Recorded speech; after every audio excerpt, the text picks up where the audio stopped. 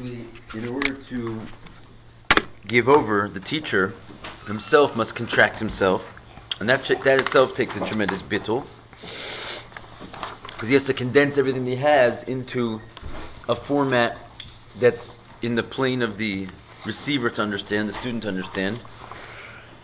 And then it requires kamayim apanim lapanim. We need like a water reflects the face. The student then has to do the same thing. He has to contract himself. That's what we spoke about before. Make himself into, an empty vessel so you can receive it. So the more that this will happen, the more this actual transference can go on, which is basically something completely be'ein aruch, something incomparable can be transferred over if this work is done on both sides. And we explained with the mashal of Rabbi Zera, who fasted 100 times in order to learn the Bavli, in order to learn the Yerushalmi. And the idea behind that is like ever increasing levels of bitul. Certainly, Rabbi Zera, we saying if he learned the whole Bavli, then obviously he had the proper concentration and the proper bitul. He was a perfect kli. Nonetheless, when he wants to go to a higher level of bitul, because the Yerushalmi is be'ein aruch, incomparably higher level of wisdom than the Bavli, as it comes out. Yeah. It's a different type of wisdom, but how come we don't learn it? Because we have to get to the Bavli first. We'll get there. Don't worry. Give yourself time, and then you got to fast 100 fasts when you're done to get yourself to the Yerushalmi. Why? Because he needed to bittul himself and lose every shred of connection that he had. Remember we said before, as long as you're holding on to any sense of self or his bonus or like grasping, it's going to confuse you and confound you when it comes to grasping something infinitely higher. You have to get yourself out of the way. So in order to forget the Talmud Bavli, he fasted 100 times. I'm good at doing that. To fast? No, What? Okay. So you could be a completely empty vessel. Then we went into saying that this whole thing obviously is a metaphor for Hashem giving His infinite light into the world. So obviously there's a tremendous inyan of be'ein aruch going on. There's completely incomparable. Hashem. Let's put it this way first. Hashem does have two levels of light. Hashem has the light that He designates for the Seder Yishtalshelus, and then He has the light which is beyond the Seder Yishtalshelus. So the light which is for the Seder Yishtalshelus, when He wants to give that light over to the worlds, that doesn't require such a tremendous effort on Hashem's part, because as we said, it's be'erich. There's a certain comparison. The light doesn't have to contract itself, and the vessels don't have to bitul themselves so much to receive it. And that's basically the natural world streaming forth, like every day's bread on your table. There's not necessarily, since you're not aiming for the infinite, the basic shefa of Hashem can come without too much effort. And on the contrary, sometimes it comes for free. Like it says, they ate for free in Mitzrayim. The clip was also get without doing any work, because there is a certain level of hashpah that comes down automatically, just because Hashem has a light which is set to give to the Seder Yishtalshelus, and it's there for that purpose. But if you want to receive from a level which is beyond the Seder Yishtalshelus, which is now the mashal of a student receiving from a Rebbe, so therefore you got to go into a state of tremendously bittling yourself and turning yourself into a nothing, because a something cannot receive something infinite. A nothing has a shot of receiving something infinite, but a something is going to block it. So therefore we said, and then Hashem will reciprocate, and He has these things called the 13 attributes of mercy. And the 13 attributes of mercy is basically a symbol for Hashem's infinite light that He sometimes will confer upon the world. So when Hashem wants to give us a blast from the state which is beyond the Ishtalshelus and give it to us, it's called the shine from the Yud Gimel Midas HaRachamim, right? The 13 attributes of mercy. So therefore, in order to get those attributes, you have to make yourself bittul. And the idea is that we posed a question, the Rabbi posed a question. Seemingly, if it's truly infinite mercy, and it knows no boundaries, it should come without any work on our part. And we threw in a mashal of like a king who has mercy. The greater the king, the more mercy you have on the simpler people. Like everybody's like a little baby, like helpless baby in the eyes of the king. Seemingly, you don't have to like sort of do an act. Just your being in a low world should draw upon Hashem's mercy. And nevertheless, in the pasuk which describes and enumerates the 13 attributes of mercy, Mikel Kamocha no se'avono, right? We looked into it yesterday. It ends with the words, L'sheris nachalaso. It ends with the words that he will bear the sin and undo the wanton sin of the remnants of his heritage. And we said that the words in the Gemara, it brings out that the words remnants of his heritage, Sheiris Nachalaso, is, quote, Shemesim Atzmo Kashiraim, is that you make yourself like leftovers. And we said it seems strange. If it's a 13 attributes of mercy, it should just flow without limitation, not only to those who act in a certain way. But then, so that was sort of the guiding question. Then we answered that question by going into like a whole nother story regarding the difference between the name Gedula and the name Chesed. Okay, so let's just qualify the question real quick because we're going to get back to it in 1 second. Seemingly, those 13 attributes of mercy should just flow to everybody all the time because they're truly infinite. Their whole definition is that they're unbounded and without limitation. So then why do you have to have conditions upon receiving them? That's the question. So in order to answer that question, we said there's something called Gedula and there's something called Chesed. In short, Gedula is the name that the Kabbalists gave for the Sphira of Chesed, the first Sphira we'll call it, but that's referring to the world of Tohu. And the Arizal came along and he said, no, the first Sphira is called Chesed. And we said they're not arguing. The Kabbalists were talking about the world of Tohu, they called it Gedula. The Arizal was talking about the world of Atzilus, therefore they called it Chesed. Because Is Chesed ve'Is Chesed. There's two things called Chesed. The great Chesed and the small Chesed. Okay, what does that have to do with anything? So the small Chesed is called the small Chesed not because it's less great. Right? It's the same power as the big Chesed. So why do we call it the small Chesed? We want to make a big distinction between how it is in Tohu and how it is in Tikkun by calling it Chesed instead of Gedula. So who can remember why do we call it the small Chesed?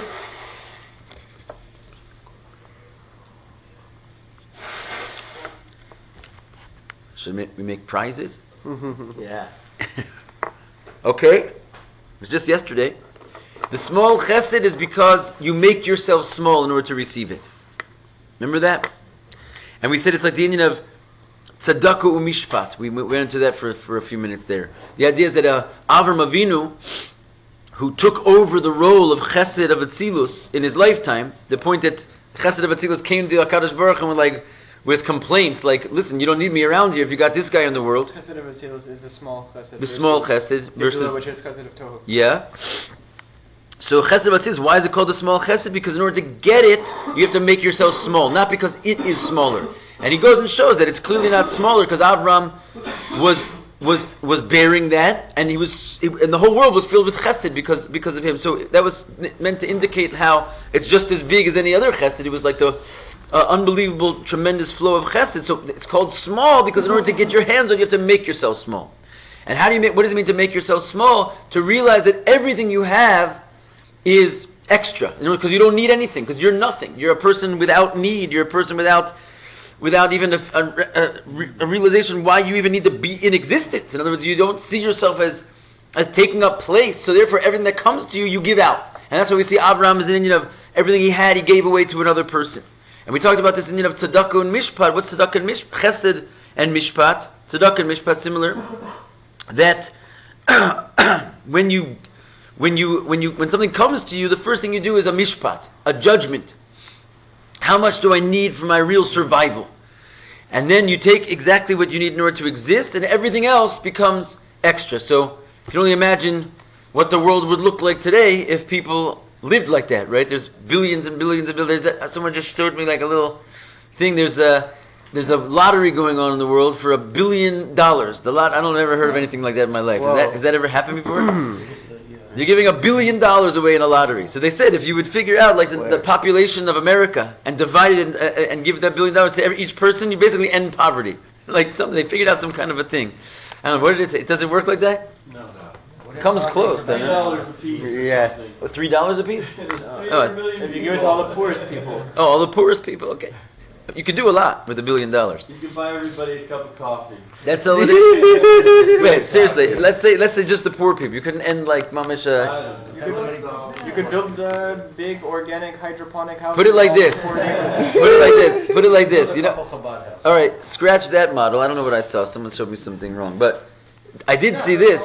The number of vacant houses in America, okay, is like 10 times the number of poor people. Just like houses that are no one's living in. You know, just hanging around. There's people living on the floor. Habitable, most of them. Well, that they need you for, man. A good handyman will take care of They're that. in Detroit, and they're going to scrape them next week. You know, there's condos in Miami that are brand new that are just sitting there. Anyway, the point is that how does it work? Because people, the more you can get, the more you take.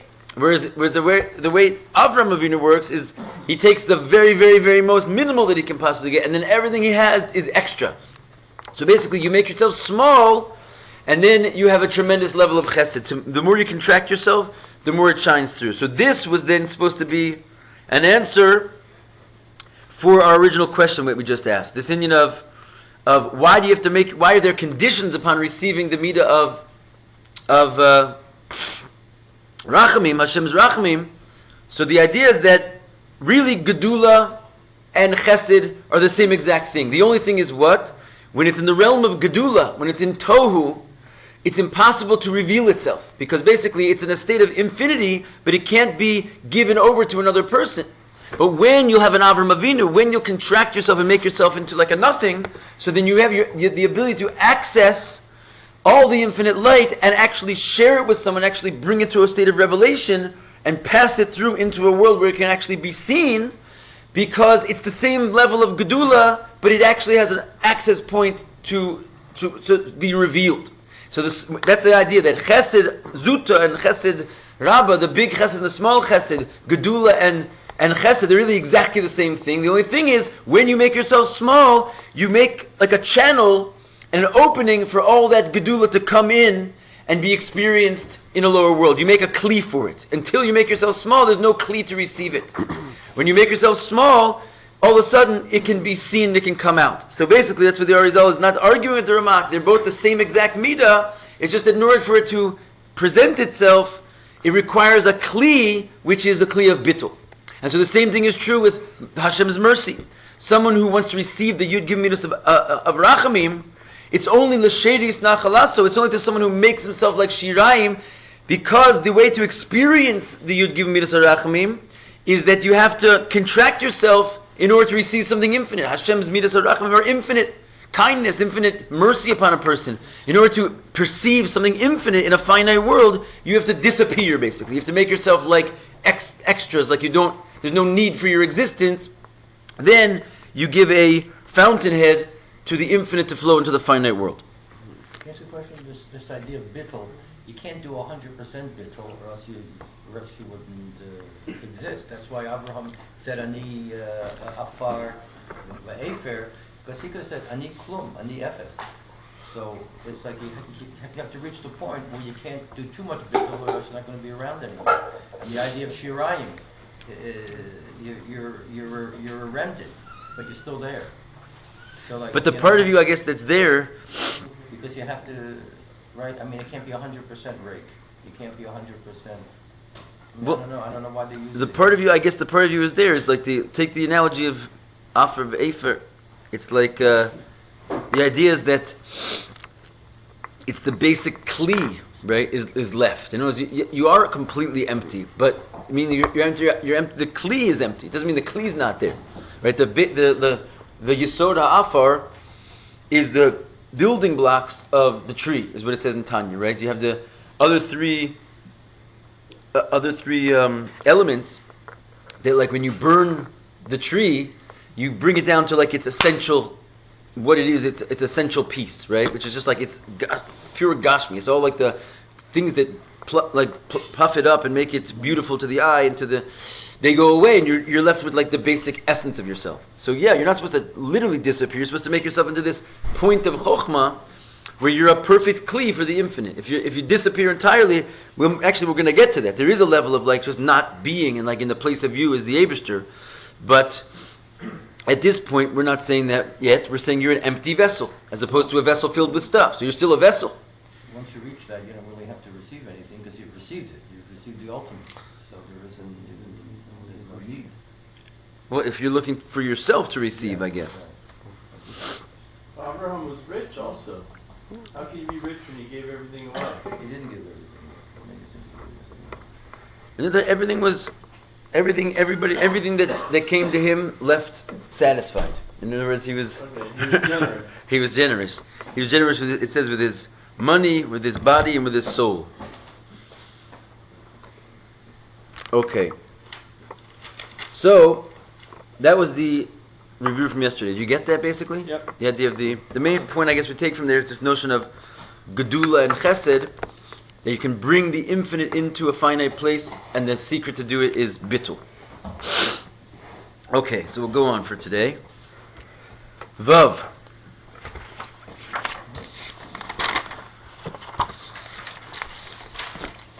You get an extra copy there. Vehine gam betachlis hashleimus, tachlis shleimus habitul the klirei kan. Yeah, so he says, even this, when you get to a certain, when you're beyond the level of bina, which we said is not tachlis hashleimus, when you're in a state of arousal and like inner noise of excitement, that's a necessary beginning on the road to bittul, but you can't even call that really bittul. So now you got to this place of making yourself tiny and basically nullifying yourself to the infinite to consign through. That's called shleimus habittul, of a klirei, kind of a truly empty vessel, which is mavur b'siv vav hanal, which we explained earlier. But even in that state, you've gone to a level of real bittul. Yesh kama dargo zolifni mizo. Now it gets like very technical. I mean, in a nice way. It's sweet, but it's very deep.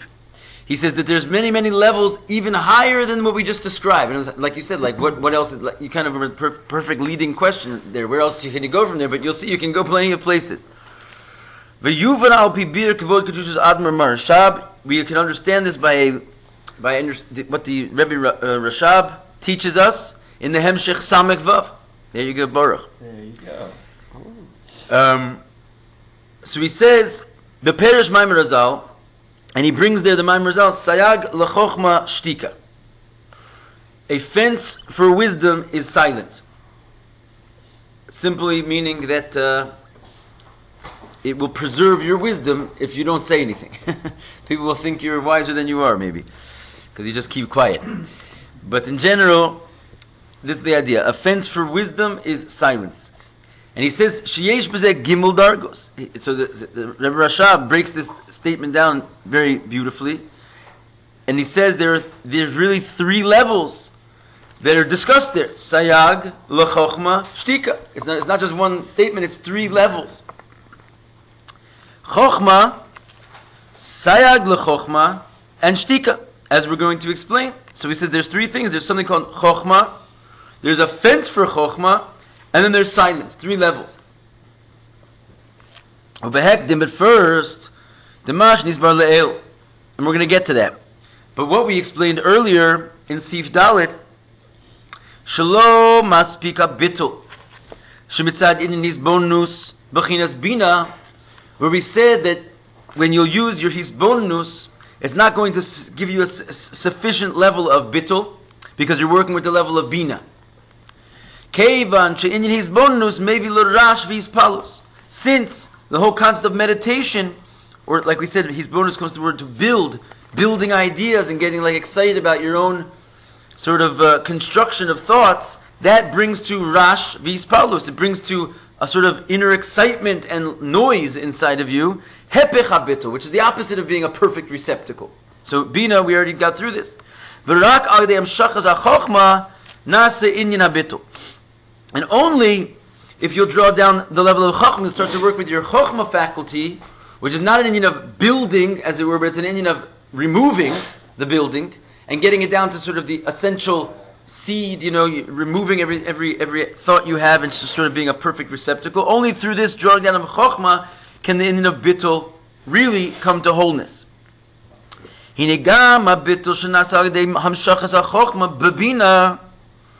he says, even the level of chochmah that's made through drawing chochmah into bina, which is called bechinas nekuda behechala. This is the idea of what we call the point in the palace. It's basically a lashon of the Zohar, where it discusses that, basically the point represents chochmah. The palace is like a big circle around it, which is the expression of the chochmah. You're right. Just like the yud and the hey go together. The hey represents expansion, length, width, and depth. The yud represents a point. So they're really two opposite tenuas, two opposite movements. One is to bring everything to fruition. One is to bring everything back into a state of center. So when the chochmah comes into the bina, in other words, that inside of your meditations you draw down a certain level of chochmah. What does that look like? We described that process, Ephraim, a little bit the other day. Is like after you build up a whole concept and you hear all the parts, you can draw the chochmah into it and sort of realize the sort of central nakuda from which all these parts are coming from. Like the vision of chochmah sort of gets drawn down as a result of your hisbonenus. Right? You can see how that process would work. You start off with the parts, you start off with the details, you're piecing it together, you're hearing the shear, it's all sort of falling into place until it like clicks and you see the vision of what it's all about, and that's the drawing the chochmah into the bina, and we call that the point in the palace. The palace, you can get lost in the palace. The palace is like, every room is beautiful and all the furniture, everything where you look, but it's like, you don't even know what you're here for. The point in the palace is like the king in the palace. It's like, here's what it's all about. The point in the palace. So this is just beyond Hishbon and Bina. So this is now drawing chochmah into your bina. You haven't like launched up into the chochmah. You haven't launched up into chochmah yet. You're still in bina, but you've just called upon chochmah to come down into your bina. And what this is called the hamshach of chochmah into bina. So you have a little chochmah going here. So you're on your way to real bitul, but you're not in the realm of chochmah. You're in the realm of bina with chochmah in it. It sounds like we're going not backwards, but sort of like ascending. Like we're ascending. We're ascending. From chochmah, so we're ascending. Oh wait, to get from bina to chochmah is an ascension, right? Because bina typically comes from chochmah, right? Oh, so no. What we said is there's a from above to below and below to above. That's what I mean. Yeah, we're going up. That's what I mean. Okay. Yep. Exactly. So who inyan bitul kelim? So here, when you're gonna get this chochmah coming into your bina, we call this a bitul of the kelim, a bitul which is still associated with vessels. Da'av shem b'telim, that even though your vessels are batul, yesh behem hischalkus v'riboy pratim. So what we're saying here, the line is translated, there's still division and many parts in them. So what we're saying is that, basically what we're saying is, so long as you're associated with bina, even if it's a chochmah inside your bina, you haven't really made it home, right? Because essentially, when you're connected with bina, it's called being connected with the vessels, as opposed to connected with the light. We're talking about light and vessels. In a certain sense, chochmah is light, bina is vessels. Right? Because that's what bina does. Bina, when you draw something out to length, width, and depth, which we said is like that hey, basically what you're doing is you're making vessels for it. Right? You can't really make out the light until you put them into kelim. Right? Until they have some kind of a holding, you can't even start to describe them and discuss them. So the whole process that we said before about sort of building an idea based on hisbonenus is that you're working with vessels to begin with. Like for example, take the idea of a mimer. Okay? The mimer is a bunch of letters, words, paragraphs, and chapters. And there's like brilliant light sitting inside there. I always think about when I take off the shelf Torah Or. Man, if you can just like find out what that book is actually saying and like get through all the letters and the words and the paragraphs, like you're gonna be like face to face with your maker. There's gonna be light. You're gonna be seeing light, not letters. But it requires you to like make your way through the letters and the words and the paragraphs. In other words, it doesn't come out. That's the idea of bina versus chochmah. Bina versus chochmah. You're working with the vessels because that's all you've got. You can't like start with the light. You're climbing up. So you have to like sort of piece together all these vessels. The vessels don't have to be words. They can be concepts. So all of a sudden we're talking about gedula and chesed. And what does it have to do with the mimer? So then we're going to bring it into the of rachamim. Like you're just working with like vessels, right? Little parts, which if you assemble them all, it's very possible that this tremendous light will sort of shine through the vessels. But you're working on the vessels. You're working with the vessels, I should say. And therefore, even if you're going to draw the chochmah, suddenly comes out, and you start to see the light like shining through the vessels, and the idea that you're going for like starts to appear. It's still called working with bina. Because what you have now is called bitul hakelim. Like yes, the vessels have sort of all come to a point where they've sort of surrendered their stronghold on the conversation, and you can see through them some light. But the light that you have is a light which is really made up of parts to a certain degree. It's like a light which shows itself through an assemblage of parts. It's not pure light beyond vessels. It's like a jigsaw puzzle. Yeah.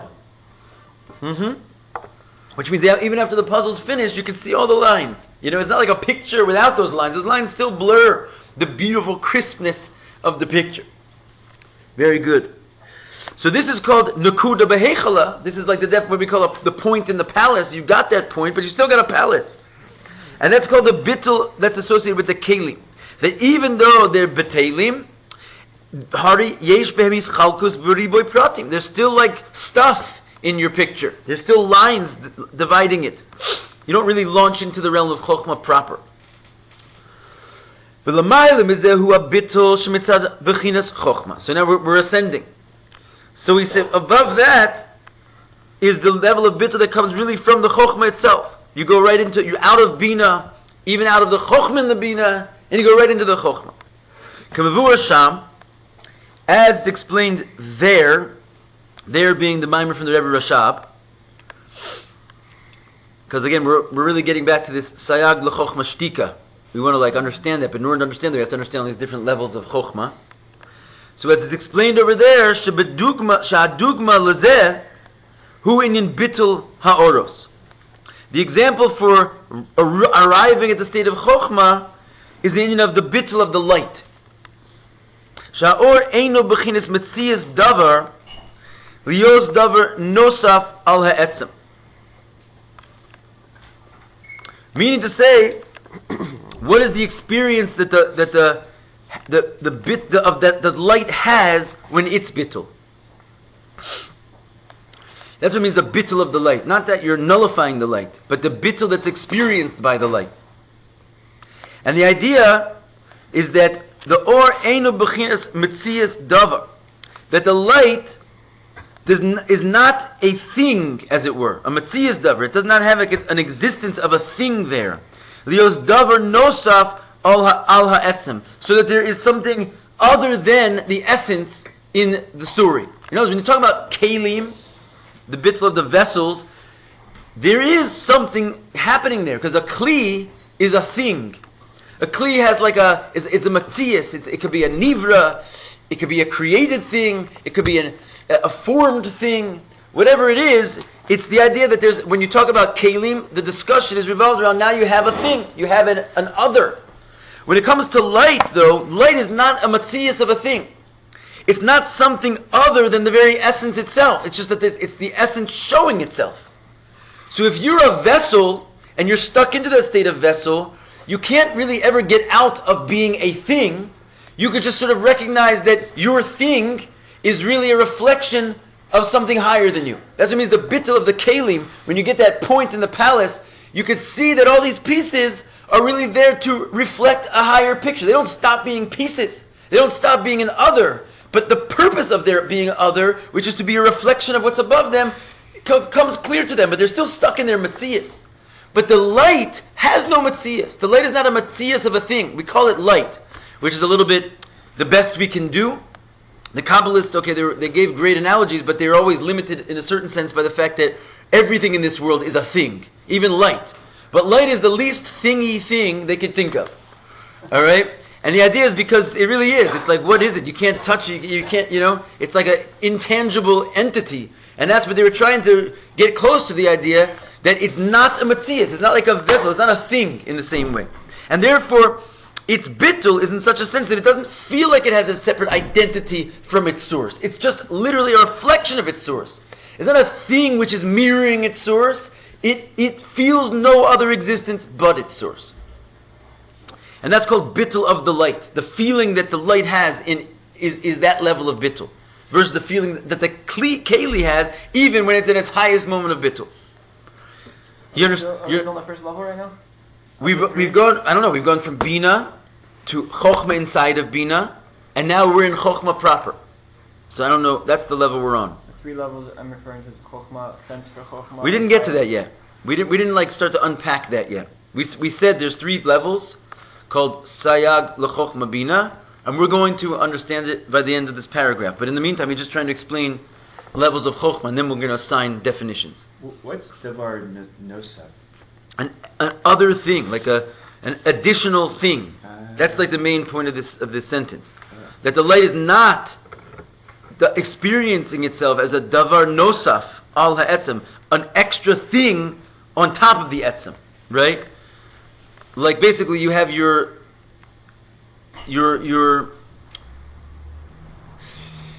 essential soul, let's say, right?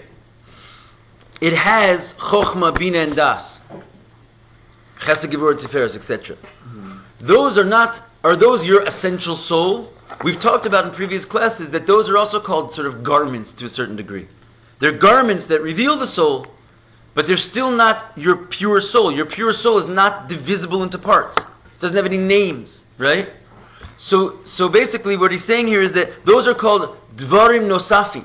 When you talk about spheras in general, they're things that are like, they might be very, very close to God and like showing God even, but there's something other than and attached to God, which he's like sort of contrived in order to use them, separate things to show himself through. That's called a davar nosaf. So the kelim are that. Kelim are the spheros. But the light is not a davar nosaf. It's not a thing which the etzem is using to describe itself. It is the essence description. It is the essence revelation, without any like additional definitions and descriptions and limitations of names that you're going to slap on there, and really wind up adding some artificial, sweetener to the essence.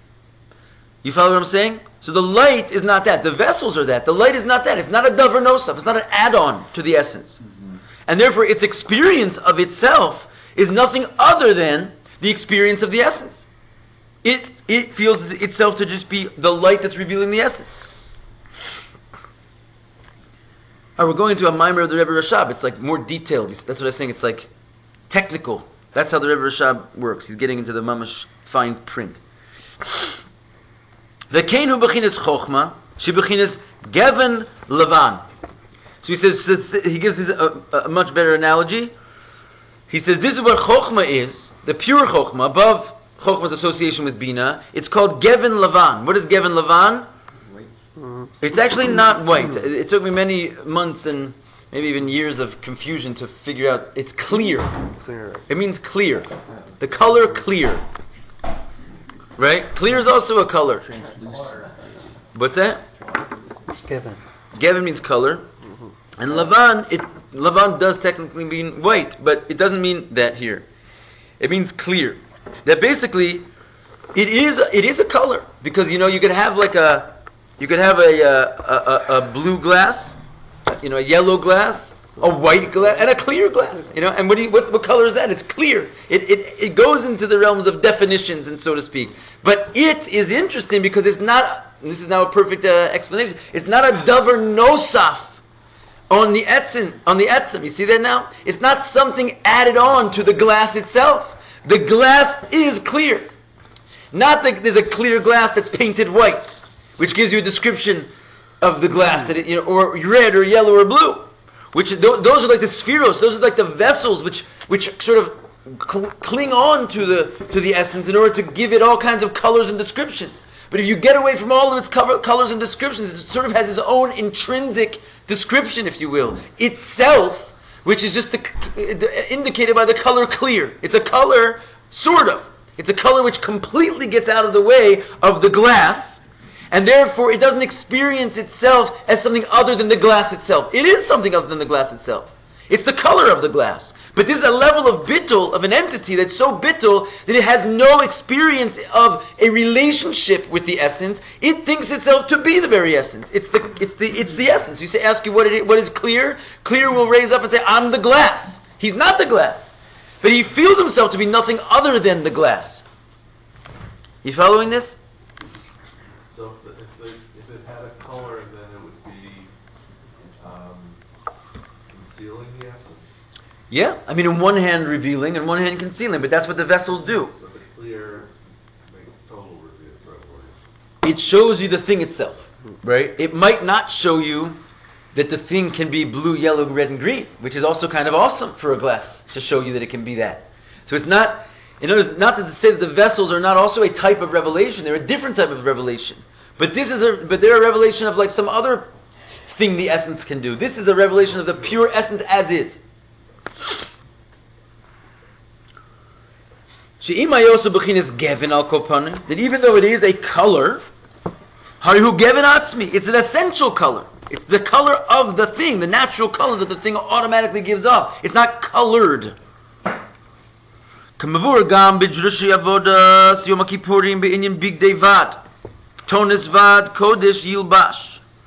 this is kind of the idea of, it says that the Kohanim are supposed to wear bigdei vad, which are basically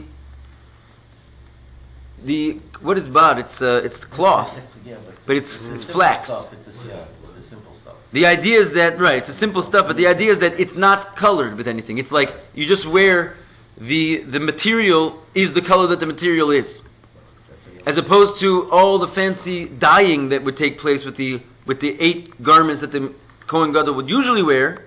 When he goes into the Holy of Holies, and he's getting close to the essence, he's still wearing garments, don't mind you. But the garments are different types of garments. They're garments which just are pashit garments, which don't mask the material that they are. Put it like that. So you see already in the terms of garments, there's different levels. So the light is still a garment. O te'or kasalma. Right? We say it every day. We put it on our talis. Hashem wraps himself with light like a garment. Wait a minute, light is a garment?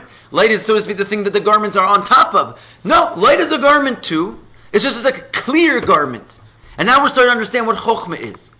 And really, I've always wanted to have this conversation with this table. And it's like, this is what chochmah is. It's a kli which is not there. In other words, it's just totally not getting in the way. It allows for a full revelation of the essence. And therefore, if you are chochmah, your level of subservience and nullity towards the essence is total. Because you don't think yourself to be standing in front of it, blocking it. You think yourself to be it. You're not it, right? The flax is not the color of flax. But nonetheless, the color of flax sure thinks that it is flax. And that's a level of bitul of light. It's a higher level of bitul. It's like real bitul. Like you're basically, it's like you're not there. It's like you're not there.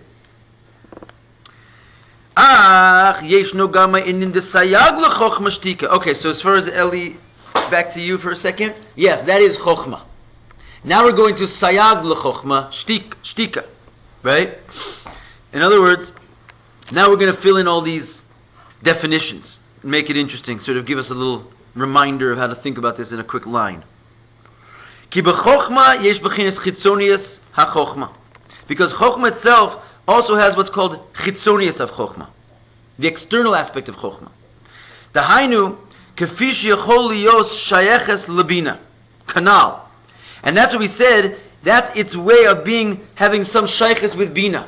In other words, when you build up your vessels, as we said before, and then you find that point in the palace, that's chokhmah also.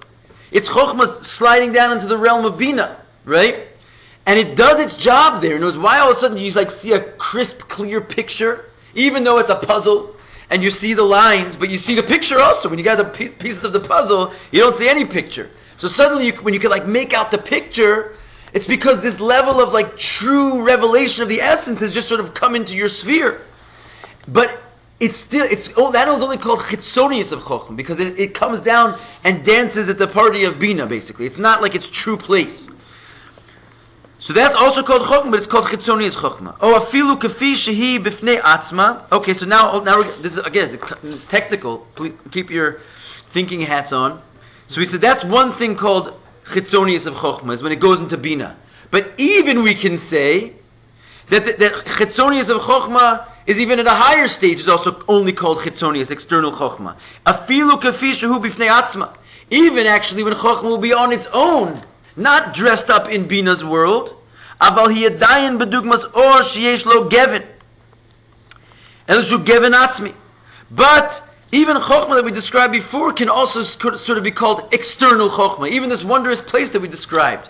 Because even when we're calling it light, adayin bedugmas or sheyesh lo gevin, we're saying it's a light with a color. Even though the color is clear, it's a color. In other words, we're not stripping it from all descriptions.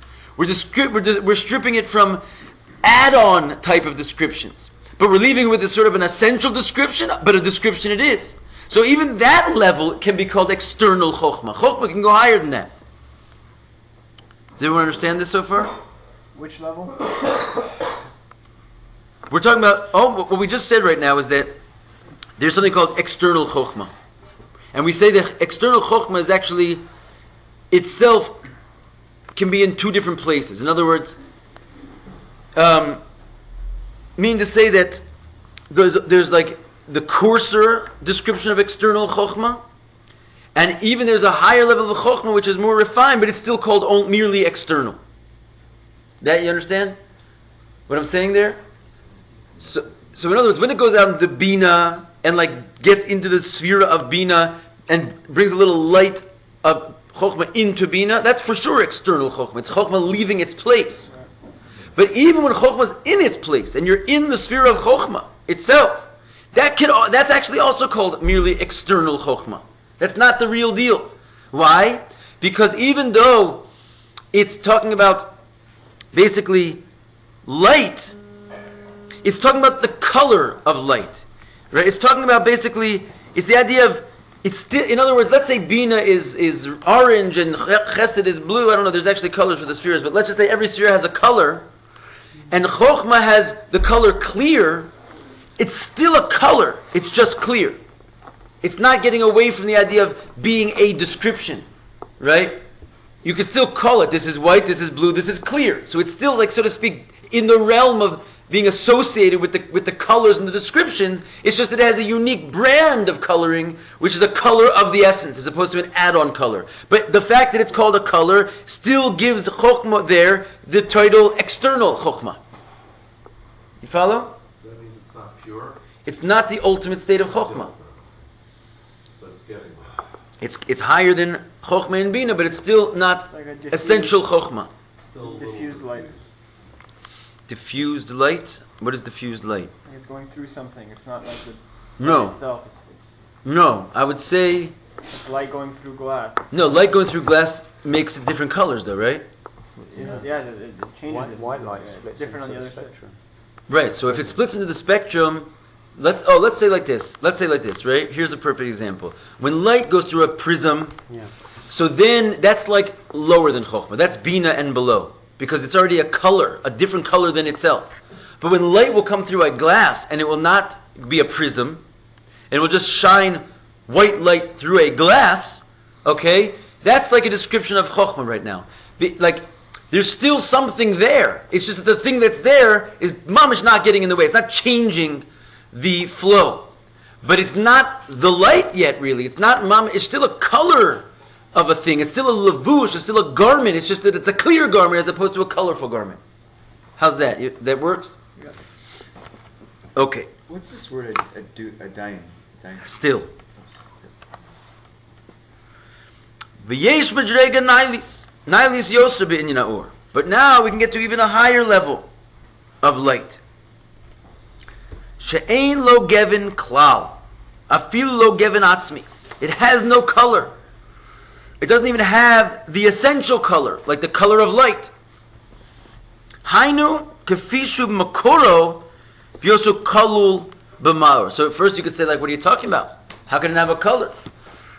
But the reason it doesn't have a color is because it didn't come out yet. It's still included inside of its source. It's light before you turn the light on. That's the only way light cannot have a color. So if you'll turn light on, you'll go through a prism, all of a sudden you don't really see the true color of the light, you see many colors. If you'll shine light through a window, you can see the light and you can see the real color of the light, and it's amazing. You're seeing like ki'ilu, you're seeing the essence. But if you don't even shine the light yet, it doesn't mean that there's no light. It just means the light is tucked away in its unrevealed place. And there, it's not even shy to say it even has a color. It hasn't come out and shown any description of it yet. It doesn't mean it doesn't exist. Because light can exist in a non-shiny environment if it wants to. Not a light, again, not this, like, gets a little hard to describe in terms of physical light. But maybe not. This is light in the darkness. This is light inside of its source. I would think, for example, like, I don't know, I'm sure light has this property. In other words, like a black hole, I guess. I don't know. things that take in light.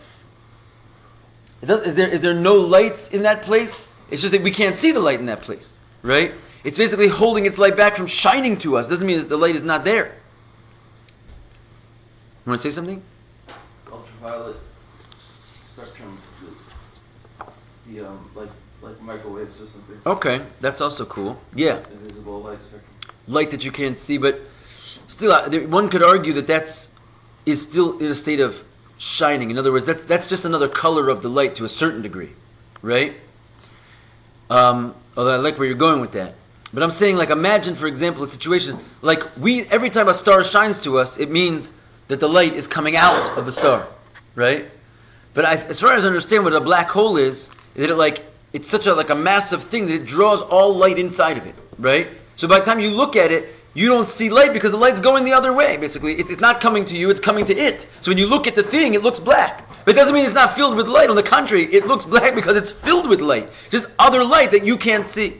So there's an idea of it, I guess, physically, of I don't know what I'm talking about exactly, but... So maybe it's like a distant star that has a light, but that you can't see it. Well, that's still shining. It's just it didn't get to us yet. But there's the idea of light which is going, so to speak, away from us. Right? It doesn't mean that there's no light there. It just means that, you can't see it. It's not available to shine yet. It's going inside of something. So anyway, whatever it is, Gashmi, I'm not sure if we're going to have the collective knowledge of physics here to get that, but it doesn't matter. We're talking about the Ruchnius. We're talking about the light of the Or Ein Sof before it comes out of its source. So there, it's also called light. That's not really yet called the essence, because it's the light inside the essence. But there, light has no color. Light has no metzius whatsoever. So this is even a higher level of this bitul. How do you read this line? Haynu kafishu b'kamor v'yosu klal b'maimer? Yeah, I just lost my place. Okay, so kafish yachol liyos. No, you're right. Okay, so here. Afil lo gevin. Where should I start? You're holding by the... I see where I am now. Where do you want me to start that line? V'hainu kafishu b'makuro. Yeah. That means to say, as it is in its source. Biyoso, while it's still kalul b'maor, while it's still included inside of the shiner of light. The ma'or is the luminary, as opposed to the light. So their light doesn't even have a color yet. V'al zeh ne'emar sayag l'chochmah shtika. There you go. So that's what we're saying, on that level of light, which is really the panemius. That, according to all accounts, is the panemius of chochmah. There's two different descriptions of external chochmah, but this we're going to call panemius of chochmah, and that's called sayag l'chochmah shtika. A fence for chochmah, and we're going to get into this tomorrow, we're out of time, is called silence. Okay, we'll cover this tomorrow, B'ezrat Hashem. Rabbi Rashab. Rabbi Rashab's Maimarim are just like this for 1,000 pages. They don't stop going into that level of detail. Deeper and deeper and deeper and deeper. It takes you a long time to digest it. Why, just go over it in your head.